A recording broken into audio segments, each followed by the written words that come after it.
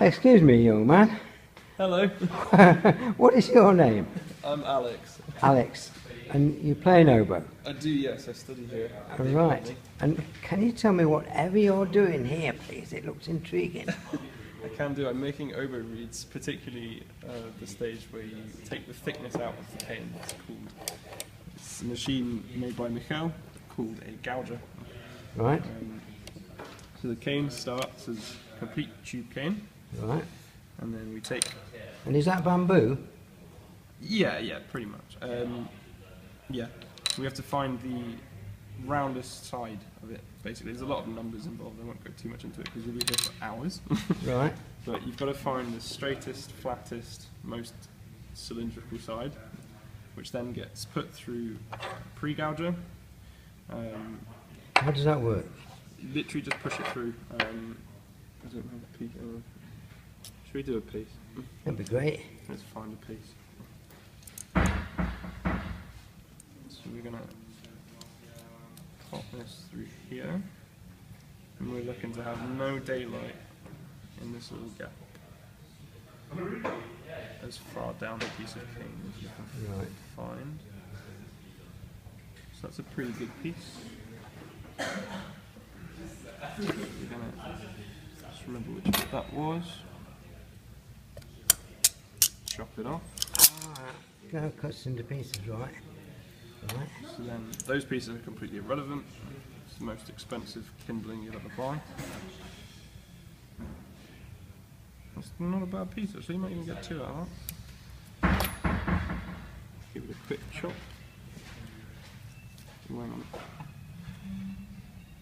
See, it's slightly skew off at one end, so we don't want to use that end. So you'll only get one? Yeah, I think so. Just going to chop it to a set length, and then what you do is pop that bit through the pre-gouger, which takes the sides out on a 10.5mm bed.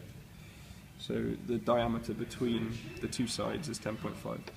It's making sure that it's going to sit in the gouger properly. Just going to pop it through here, like that. So it just takes the sides off.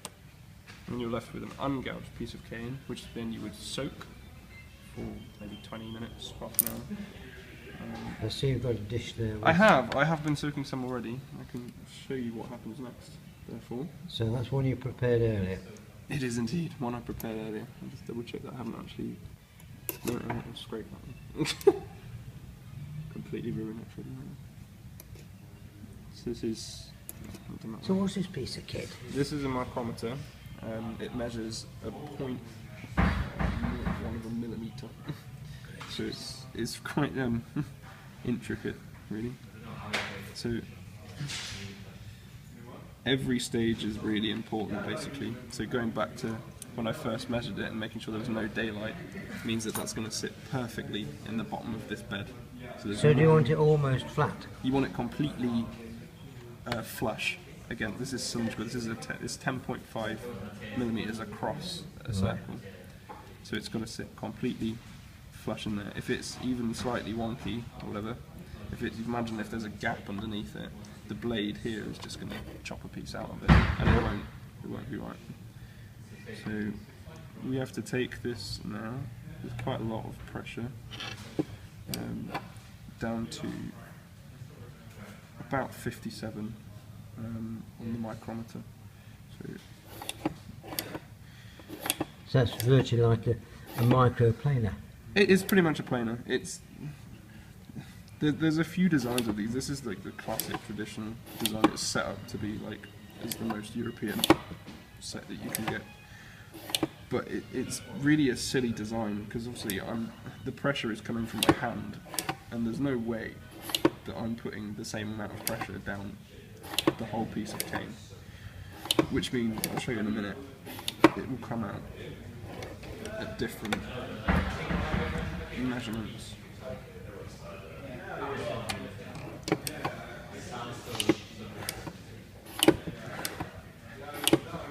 it's starting to not cut much more off it now, so we're getting down to about the thickness we want. And what thickness do you want? It's 57 on a micrometer, so 0.57. 0.57 of a millimetre. Right. Try that. So I can guarantee it's not going to be even all the way down. Yeah, see, I've taken way too much out of it, so this piece is a bit useless, but so that's 60, there's 50, 58, so that would be fine in the middle. It's not too bad at that end, but I've taken too much out at this end. It's way down in the 50s. But So have we got to scrap that then? I could probably use it, because if you imagine the reed, I'll show you my box.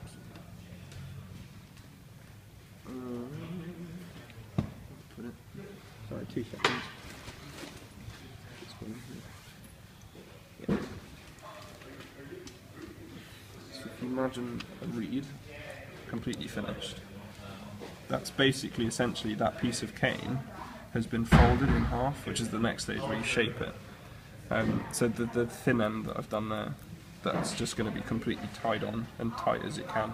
So it's not in the playing area of the reed. Right. So it shouldn't affect it too much, because it was literally just at the end. Right.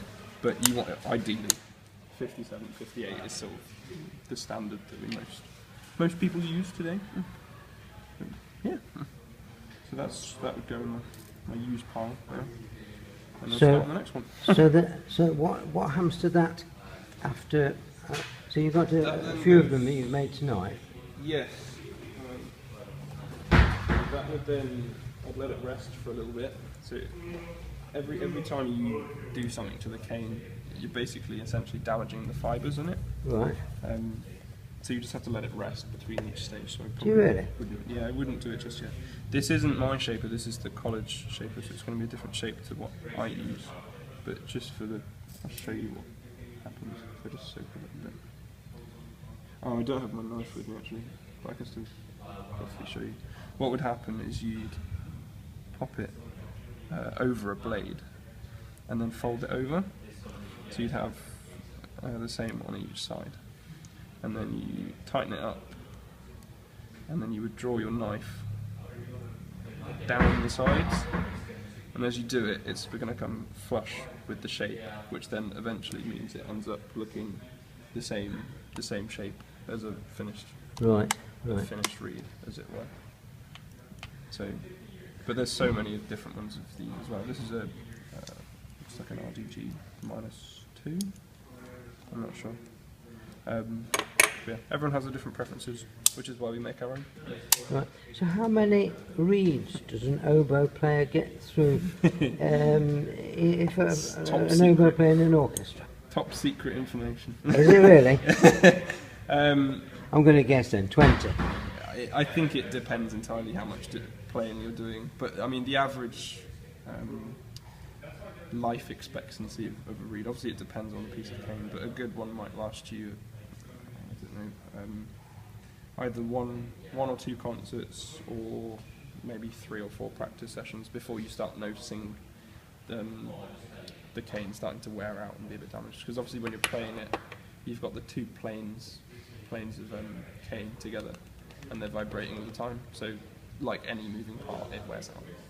So how do you know when a reed is going to suddenly be defunct? It won't be sudden, really, unless you dink it on the end of something and damage part of it. But you can just feel. Oboists look for quite a lot of things in reeds, but one of the 2 main ones are resistance, how vibrant the reed is, 3 actually, and the attack on the reed, so how hard it is. And over time, you can notice the vibrance doesn't come because the reed isn't vibrating as efficiently as it could be. Yeah, when you first made it, for example. So, but as I said, cane is a living thing really. So it's all completely different. Every single piece will be completely different. They won't be 5 completely identical reeds. I'll probably have to throw 3 or 4 of those away because of just how it is. Really. So you're coming on well in your career. Now, you're not going to tell me that a youngster that starts to play an oboe are skillful enough to make their own reeds. So what do they do? They have to buy them off of the shop, really. So they're not as expensive. If you've got a beginner reed does not cost as much as a professional reed would. I guess because they're batch made and you're using all of, say, so my pile of offcuts here, you might make a beginner's reed out of these because they're not good enough for a professional to use, but for a beginner, you know, who's just trying to make a sound, it's going to be fine, really. Yeah, but I mean, I'm not too familiar with the prices of them anyway, because I don't make them, but I think beginner ones probably cost between maybe £7 and £12. A lot of the time, maybe a teacher will make them for their students. Will they? And then a professional reed off of the shop would cost you between £16 and £22, £23. So if you're going through 2 or 3 a week, it's not really sustainable as a professional. But yeah, as I say, most people want to make their own anyway, because you can control. There's so many different parts. You've got cane selection, you know, you've got pre-gouge, gouge, shape. If you profile your reed as well, or if you scrape by hand, you know, you want to make sure everything is consistent and exactly the same and how you want it as your setup. So does a perfect reed get a perfect sound then, apart from the ability of the player? There's no such thing as a perfect sound. Is there not? I don't think so. If you go back in recordings, maybe 30, 40 years, you can noticeably hear the difference between English sound, German sound, French sound. But I mean, this particular machine is set up just as a standard, you know, regular European sound, as it were, today, which most people seem to have adopted. So there's not much difference between them, but it's kind of a shame, really. But I wouldn't say there's such a thing as a perfect sound. You know, so you say there was the different nationalities, the sounds of different nationalities. Mm-hmm. So is that because they had a different reed making technique? I'm not sure. America's a special case because they use completely different setup. The reed. So say between Germany, France, and England, we all hold the oboe the same, at least, and the position in the mouth of the reed is exactly the same. Whereas in America, it's much flatter, so the mouth position on the reed is much more upright. So their reeds are much longer and they sound completely different. So if you ignore them, the German sound is much more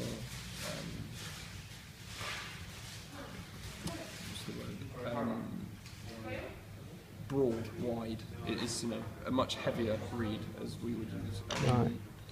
Right. And the French sound is quite classic, really. But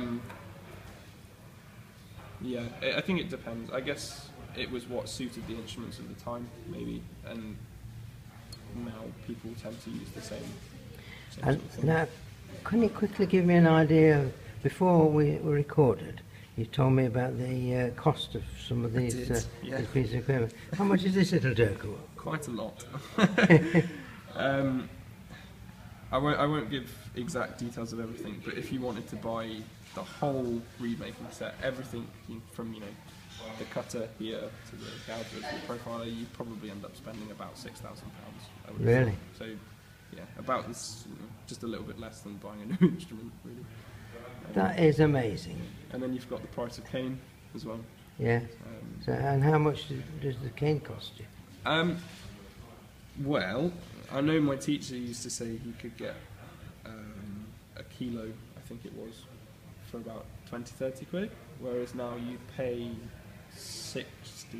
about 60-70 pounds for about, how much is that bag? I think it's 250 or is it 500? 250 grams. So it really has gone up in price. It's rocketed. So when Oboist here, there's a good batch of cane, as it were, going around. It sells out very quickly. Sorry, I've forgotten your name again. Alex. That Alex is absolutely amazing. And can I have your other name? Pipkin. Alex Pipkin. I shall look out for you in the future. Thank you, Willie. Thank you very much indeed. No problem.